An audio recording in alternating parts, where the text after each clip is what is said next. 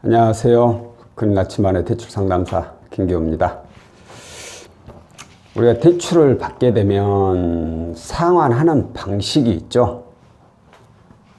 상환하는 방식이 보통 세 가지로 나눠지는데 만기 일시하고 그리고 원금 균등 분할 상환 그리고 원리금 균등 분할 상환 이렇게 세 가지로 나눠지죠. 만기 일시의 경우에는 쉽게 설명을 하면 우리 그 마이너스 통장이라고 봐도 되는데 근데 마이너스 통장은 또 쓴 만큼만 하기 때문에 자 이것은 내가 대출을 받고 만기에 전액 다 상환을 한다는 뜻이에요. 그러니까 한마디로 이자만 납부를 해요. 이자만 납부하고 그리고 나중에 원금을 전액 상환. 자, 원금 균등 분할. 이건 원금을 균등하게 분할을 하는 거예요. 이게 무슨 뜻이냐? 예를 들어서 상환 기간을 12개월 했다. 1년. 그러면 12번으로 나눠요. 일단 원금을 쪼개요. 그리고 나서 거기에 따라서 이자를 붙이는 거죠. 그러니까 첫 달은 원금이 1,000만원이면 1,000만원 그대로 다 있으니까 1,000만원에 대한 이자를 붙이고 두 번째 달에는 첫 달에 1개월치를 냈잖아요. 그러니까 그 1개월치 원금 나간 건 빼고 나머지 원금에 대한 이자만 붙이는 거죠. 이렇게 해서 납부하는 거고 자 원리금은 이거하고 조금 차이가 있어요. 원금은 원금을 똑같이 쪼갠다고 했잖아요. 그런데 원리금은 매달 납부할 금액이 매달 똑같아요. 그러니까 이건 가면 갈수록 납부 금액이 적어져요. 납부 금액이 적어지고 이건 매달 납부 금액이 일정해요. 그러니까 첫 달에 예를 들어서 상환 금액이 50만 원이다. 그럼 끝날 때까지 50만 원이에요. 그걸 어떻게 만들었느냐? 이자하고 원금을 이걸 적절하게 계산을 한 거죠. 매달 똑같은 금액으로 납부할 수 있게끔. 참 이거 애매하네. 뭐라고 적어야 될지. 이건 뭐 이자? 원금하고 이자. 원금하고 이자. 자, 이 보통 세 가지 많이 있죠. 많이 쓰죠. 이 중에서 뭐 거치식 이후에 뭐 원리금 균등분할 이런 거 있는데 이 세 가지 중에 이자가 가장 많이 나가는 건 어떤 걸까요? 바로 이거죠, 이거. 만기일시.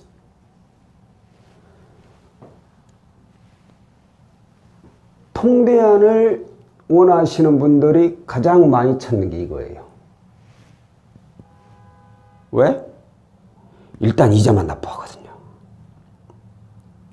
그럼 월 납입금액이 적어요. 납입금액이 적으니까 나중에 원금 상환하는 거 그때 가서 생각하기로 하고 일단 내가 숨을 쉴 수 있는 거죠. 그것도 뭐 틀린 말이 아니죠. 진짜 힘들어 죽겠는데 나중 일은 나중에 생각하자. 그런 생각이 할 수 있어요. 그 다음 이자가 많이 나가는 게 바로 2번이죠. 원리금 균등. 이거 우리가 가장 많이 쓰는 거죠. 금융사에서 가장 많이 취급하는 상환 방식이고. 이거 그래프 보셨어요? 이게 원금. 이게 이자. 가만히 있어라. 이렇게 돼야 되겠구나.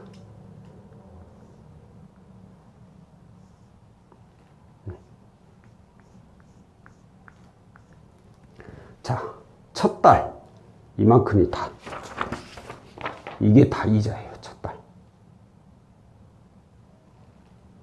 두 번째 달, 세 번째, 네 번째, 다섯, 여섯. 보시면 첫 달 이자 어마어마하죠. 두 번, 세 번. 이자가 많아. 점점 줄어도 이자. 그러면서 원금은 점점 많아져요. 이게 이자로가 두 번째로 많이 나가는 상품. 그러니까 내가 한 절반 정도 갚았어. 예를 들어서 1년 계약을 해서 한 6개월 정도 죽어라 갚았어. 1,000만 원 빌렸으면 6개월 갚았으니까 이제 한 500이 나와야 되잖아, 원금이. 근데 정작 계산해 보면 한 6, 700이 남아있는 거예요, 원금이. 왜? 한 절반 가까이는 거의 뭐 이자만 낸다고 보시면 돼요. 원금은 아주 조금. 그러다 가면 갈수록 이제 원금이 커지죠. 이거 도대체 누가 만들었는지 모르겠지만 제 생각에 진짜 IQ 200 넘을 거예요.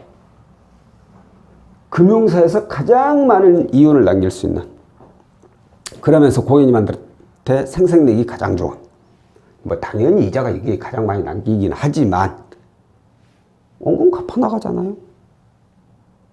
이거의 단점은 뭐냐면 은행에서 봤을 때 사고가 나버리면 원금 전액이 문제가 생겨버려요. 근데 이건 원금 조금씩이라도 일단 냈거든요. 그러니까 사고가 나더라도 일부 원금은 회수가 되는 거죠. 그 다음이 이제 원리금균등. 이게 3번. 이건 아까 말씀드렸듯이 원금을 먼저 쪼개놓고 원금에 남아있는 원금에 대한 이자만 내니까. 근데 이 둘의 차이는 그렇게 많이 나진 않아요. 얘가 좀 더 많을 뿐이지 그렇게 많이 차이는데, A하고 비교해버리면 A하고 A 비교하면 어마어마하게 차이가 나죠. 그러니까 만기 일시가 월 납부 금액 면에서는 참 편하지만 대출금을 갚아 나가는 면에서는 최악의 상품이죠. 자, 그런데 오늘 제목이 보시면 잠깐만. 자, 제목을 보시면 월 납입 금액이 별 차이가 없어. 그런데 통대안하면 손해일까? 일반적으로 통대안을 하기 위해서 통대안을 하는 이유가 그거죠. 이자를 낮춰서 월 납입 금액을 줄여서 내 생활의 여유를 좀 찾고 싶다 이거죠, 솔직히. 그죠? 이자를 낮추면 당연히 월 납입 금액이 줄어들 수밖에 없죠. 그러면 그것에 대한 기대를 가지고 이제 통대안을 신청을 하는 거죠. 자, 그런데 오늘 안내해 드릴 고객님은 부결이 아니라 취소건입니다. 승인도 아니고 부결도 아니고 취소. 고객님께서 취소를 하신 내용이에요. 자, 왜 어떤 이유로 취소를 했는지 한번 볼게요. 자, 일반 법인 회사에서 근무하고 계시고, 그리고 4대 보험 되시고, 정규직에 2017년도 3월에 입사하셨고, 연봉이 3,700만 원이신 분이에요. 글씨가 조금 날아가네요. 자, 가지고 있는 대출 내역을 보니까 일단 저축은행 한 곳에 2,013만 원이 있고요. 그리고 자, 햇살론으로 1,103만 원, 3만 원 있고, 그리고 카드론 두 건이네요. 두 건에 465만 원. 그리고 현금 서비스가 160만 원이 있고요. 대부업체. 대부 두 건에 1,769만 원. 이렇게 대출했는 분이에요. 자, 총 합계 금액이 5,510만 원. 자, 이분께서 통대안에 대해서 문의를 주셨어요. 내용 보세요. 저축은행 거의 뭐 20%대. 20%대 되고, 햇살론 9%대 되고, 카드론 이거 뭐 거의 뭐 10% 후반인데 20% 그냥 잡아볼게요. 대부업체 24%. 자, 이렇게 보면 평균 이자가 몇 프로나 됐겠어요? 거의 뭐 10%대 후반 20% 되겠죠? 대략 볼게요, 그냥. 자, 20% 대출 조건. 자, 통대안을 하게 되면 이분의 경우에는 연봉이 3,700이니까 은행에서 나온 세입왕월시를 신청하는 게 맞습니다. 왜 세입왕월시를 신청하는 게 맞느냐? 현재 이분 회사가 일반 법인이에요. 일반 법인의 연봉 3,700이면 만기일 시상품 있죠. 마이너스 통장이라든가 만기일 그걸 신청하면 한 2천만 원밖에 안 나와요. 5,500인데 2천만 원밖에 안 나와버리면 나머지 3,500, 4천만 원 정도 되는 금액을 어디서 다 뽑을 거예요?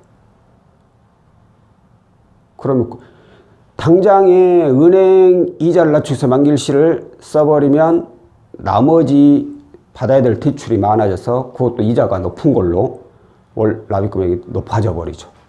이자 부담이 더 커지고. 그래서 차라리 세입망월시를 이용하게 되면 이분이 연봉 3,700이니까 3,000까지 가능할 확률이 매우 높아요. 그래서 3,000만 원 이용하고. 자, 다시 햇살론 이용할 수 있죠. 햇살론은 3,700, 1,500까지는 이용하고. 자, 나머지 4,500이고 5,500이니까 1,000만 원. 거기다 비용 포함해서 1,500만 원 받아야 돼요. 1,500만 원 중금리 상품 가능하죠. 중금리로 1,500 받을 수 있어요. 이렇게 하면 정확히 6,000만 원. 자, 이렇게 해서 고객님은 진행이 가능하실 것 같습니다. 했어요. 이거 10% 미만, 이거 10% 미만, 중금리 15% 정도. 평균 얼마를 잡아도 돼요? 평균 이거 한 10% 정도 잡으면 돼요. 거의 2배 차이 나요, 이자가. 여기서 조금 차이는 왔다 갔다 할 수는 있지만 거의 2배 차이 가까이 보시면 돼요. 자, 이렇게만 보면 통대안을 안 할 이유가 없는 거예요. 당연히 해야겠죠?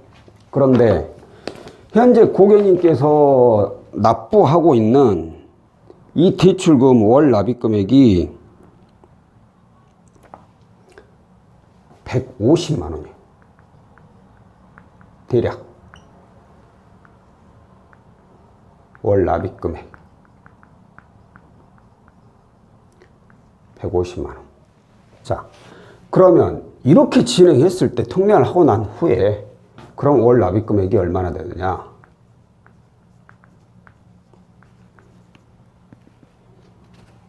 110만 원 정도.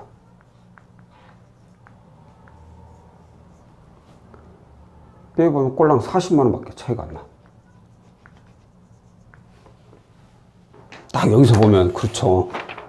아 뭐야, 비용 그렇게 많이 줘가면서 통대하는데 월 납입금액 좀 줄여보자고 한 건데 40만 원, 꼴랑 40만 원 차이 나버리면 이걸 굳이 할 필요 있냐, 이 얘기 나오게 돼 있어요. 자, 당연한 생각이에요. 저희 말고 고객님들의 입장에서는. 왜 그러느냐? 아까도 말씀드렸듯이 대부분 통대안을 신청하시는 분들은 월 납입금액을 일단 줄이고자 하는 게 목표거든요. 그런데 통대안을 해보니까 40만 원밖에 안 낮춰져. 40만 원이면 내가 뭐 어떻게 저쩌게 하게, 그러면은 어떻게 해서도 메꿔 나가겠다 싶을 수 있어요. 그래서 메꿔 나가면 당연히 통대안을 안 하는 게 맞죠. 하면 안 돼요, 그때는. 자, 그런데 어떤 게 문제가 되느냐? 이분이 가지고 있는 대출 내역을 보세요.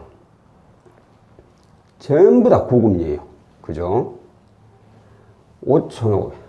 연봉이 3,700이면 한 달에 급여가 제가 봤을 때 약 한 250만 원씩 들어올 거예요, 통장에.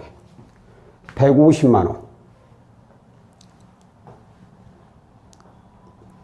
대출금 내죠? 그럼 나머지 이제 100만 원 가지고 살아야 돼요. 자, 100만 원 가지고 나 혼자 살면은, 뭐, 한 달 용돈 100만 원이면 충분하죠? 그런데, 이분이 혼자가 아니라면 어떡할 거예요? 가족이 있는데. 비록 배우자분도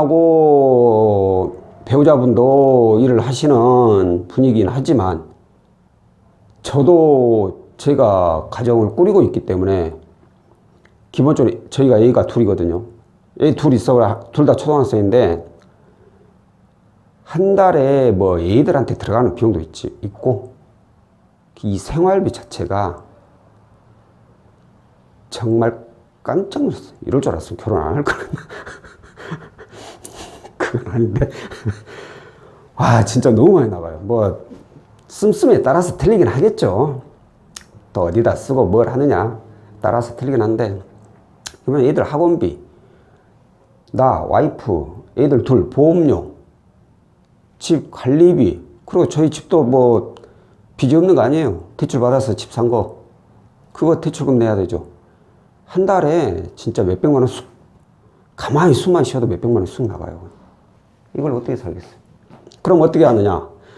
이런 분들 뭐 꼭 이분이 그렇다는 건 아니지만 제가 상담을 하다 보면 대부분 힘들어서 또 빚을 또 내요. 빚 추가요, 플러스. 이거 안 내고, 아까 말씀드린 대로 이거 안 내고 내가 이거 그대로 상환해 나갈 수 있다. 그럼 통장하시면 안 돼, 절대로. 하지 마셔야 돼요. 왜? 5,500이면 이 비용만 해도 어마어마한데, 원금이 이렇게 늘어나는데 할 이유가 없죠. 근데 이분 부채 내역 보면 답 나왔어요. 왜 빚이 많아지는지. 씀씀이가 원래 커서 빚이 많아지시는 분이 있고요. 뭐 아니면 뭐 가족이나 누구 뭐 저 병원비 때문에 이런 경우도 좀 있고 그래요. 근데 대부분은 고금리의 대출을 이용하고 있잖아요. 그러면 이 빚을 갚기 위해서 빚이 늘어나요. 무슨 얘기인지 아시겠죠? 아, 이번 달에 150만 원짜리인데 생활비가 100만 원 있는데 뜬금없이 50만 원 뭐 또 나갈 때가 생겨버렸어. 그럼 50만 원 부족하잖아요. 어떻게? 또 빚 내야지. 그럼 이 상황에서 빚을 내면 어디서 빚을 내겠어요? 이 상황에서는 빚 내기도 되게 힘들지만 또 낸다고 하면 이거예요. 24%. 점점 빚이 이제 늘어나는 거죠. 그러다 결국은 이 통대안도 안 되는 상황이 벌어지는 거예요. 뻥 터지는 거죠. 만약에 그런 상황이 벌어질 것 같다면 차라리 미리 사는 것이 훨씬 낫죠. 단돈 40만 원이라도 줄여놓는 것이 조금이라도 생활이 더 쉬워지죠. 자, 그리고 또 하나, 또 해야 되는 중요한 부분이 뭐냐면, 제가 이분이 5년 동안 납부할 이자를 계산을 해봤어요. 5년간 5년 이자가 깜짝 놀랄 겁니다. 그냥 만기일시로 계산할게요. 왜냐면은 원리금으로는 다 계산 못해요. 예를 들어서니까 만기일시로 계산하면 3,000, 아니다. 이거 원리금으로 계산한 거다, 제가. 원리금으로. 5,510만 원을 원리금으로 제가 계산을 해봤어요. 그랬더니만 5년 동안 납입해야 될 이자가 3,248만 원. 약 20% 잡고 평균 20% 잡고 3,248만 5년 동안 내야 돼. 자, 그럼 이건 5년 동안 내야 될 이자가 얼마냐? 원리금. 뭐라 했어요? 제가 10%라 했죠, 평균. 그럼 딱 절반이 그냥 1,500, 1,624만 원. 이 금액이 차이가 난다는 거예요. 1,624만 원이. 실로 어마어마한 이자 차이죠. 그러면 누구는 그래요. 아, 이거 지금 내 죽으라 이제 납입해서 이제 1년이면 끝나요. 몇 개월이면 끝나요. 아, 이러면 또 상관이 없어요. 이러면 또 괜찮아요. 금방 끝날 거라면 조금만 참으면 되니까. 근데 이분은 틀려요. 이분은 대출 받은 게, 가장 처음 받은 게 18년 8월 달, 11월 달, 12월 달, 12월 달. 이건 뭐 안 나와서 모르겠는데 다 최근이에요. 거의 이걸 다 이용을 한다는 뜻이죠.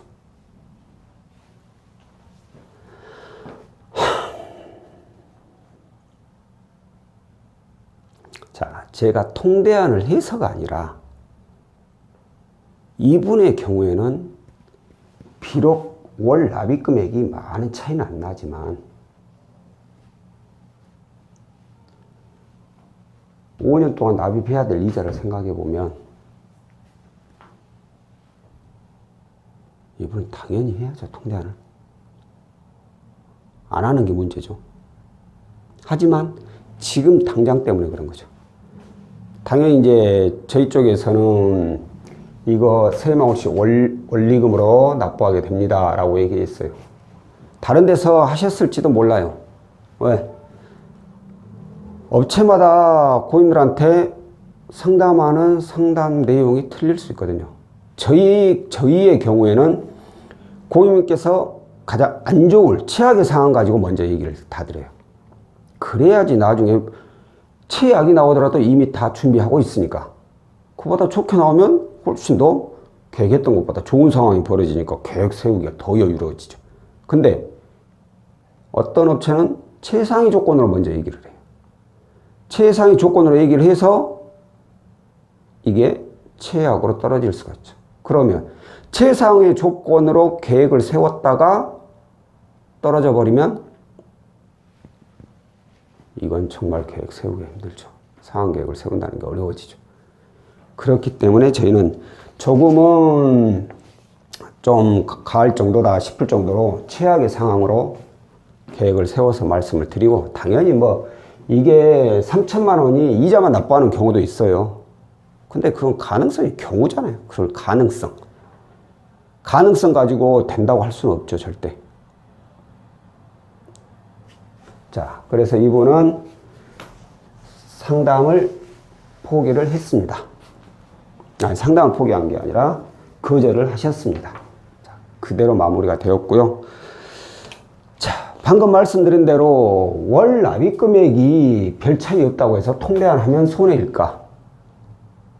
라는 제목을 보면, 제 입장에서 보면 절대 이분의 경우만 따지면 손해는 아니다라는 거죠. 왜? 5년 동안 납입할 이자를 생각을 해보면 답이 이미 나와 있으니까. 그죠? 자, 오늘은 여기까지고요. 다음번에는 또 다른 상품으로 찾아뵙도록 하겠습니다. 고맙습니다.